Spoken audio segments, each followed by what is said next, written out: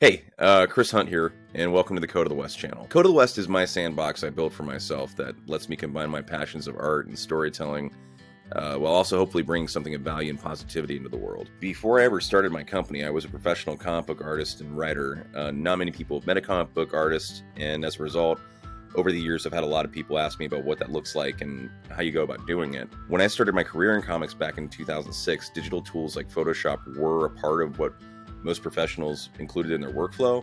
Digital drawing tablets, they did exist, but they were pretty expensive and exotic and pretty much just used by colorists at that point in time. So the average artist in those days was using Photoshop to scan their original line art, make adjustments to get the crisp black lines and white background. And generally that's where they'd stop. That's where I would stop most of the time. And that's only if they were an inker or inked over their own work.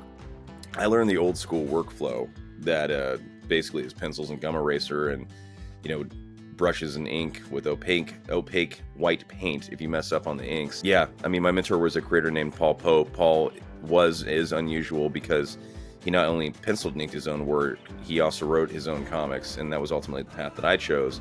But most of the time in comics, you were one or the other. You were a penciler, or you were an inker, or at best you were an illustrator, but you wrote off somebody else's script. Paul's known for his amazing line work, and that's what really drew me into his stuff as a kid.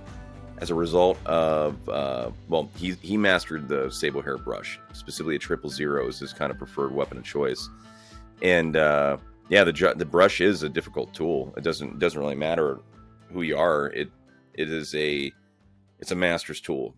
It requires effort to understand how to move it in space, and it's also been very difficult for the digital recreation. It's not the easiest thing to recreate because it's not like a pencil where it's just a variation on pressure up and down depending on angle, trajectory, pressure, speed. A brush will do a lot of different things. So it took a few years before the technology actually caught up with anything that I was able to actually use. And around the time the iPad Pro came out, a company called True Grit Texture Supply started releasing a lot of amazing brush sets, and I pretty much exclusively use that stuff at this point. There are a lot of reasons why I ultimately made the digital switch. Speed is at the top of the list, but every aspect of the workflow benefits from it. A really fun and time-saving secret is using reference material in Procreate.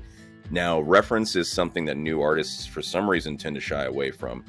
They think it's cheating or it's tracing, and the only way to avoid that is to draw from memory and imagination.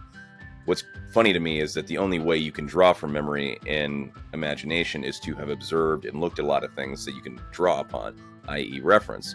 So using reference still requires you to be able to draw. If you've ever seen someone who isn't an artist attempt to trace a photograph, it becomes quite obvious that there's a great degree of skill that's still needed to execute a professional-looking drawing. Secondly, not all reference is created equally. Say someone asked you to draw a picture of a dog running.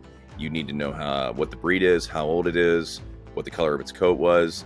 If you had to draw a 9-year-old chocolate lab running in a yard, you couldn't just use a picture of a 3-year-old Great Dane. You need to reference an image of something comparable to what you've been tasked with. So there's going to be nuanced aspects you'll need to get right in order for someone to see your drawing and recognize it for what it's intended to be. Over time, if you draw enough old dogs, you'll be able to do it from memory, but that's only because of the fact you've already observed it. Now here's the big secret.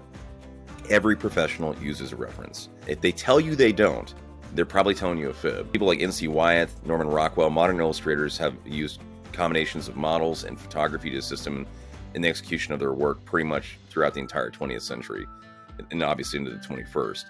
I started to take my own reference photos pretty early on. This was especially helpful with comics because there's often very specific poses and movements we're required to hit, and you're not going to always find that reference online. What became a game changer, though, was being able to pull those photos directly into Procreate and use them as the base of my drawings. In this example, I'm pulling a photograph into Procreate. I drop the opacity, then add a layer on top of that where I'll do my sketch. I'm off to the races. Sometimes the reference needs to be the basis of the drawing, so I'll work off of it almost all the way through the drawing process. Other times it's just the basis for a body position and proportions that I'll build on top of. I'm often looking for a pose that's dynamic, that implies the completion of a movement or the beginning of another about to happen. The decisive moment, as the photographer Henri Cartier-Bresson called it. This is an example of how I use it in my own work. In this case, I took a few pictures of myself in my old office at Black Rifle and settled on this one. I built a little scene in my mind of a cowboy caught out in the wilderness by something wild with only his Montana knife company Blackfoot to defend himself.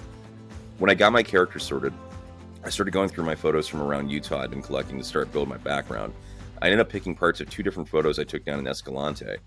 I combine reference shots quite often, which is a tip I picked up studying Norman Rockwell's process in the studio. You just have to play around and see what looks right to your eye, and pretty soon you have your scene. All that's left is to put a little kitty cat in there and looking down the bowl. I encourage you to play around and have fun. Using reference is like putting together a jigsaw puzzle at the same time that you're creating it. Not as easy as you think. If you give it a shot, head over to Instagram and tag me in it. I'd love to see what you guys are working on and if it helped at all. If you got something out of the video, I would appreciate a thumbs up and a subscribe, obviously. But regardless, I appreciate you taking the time to watch this and interact with what we're doing over here. So have a great day and thank you.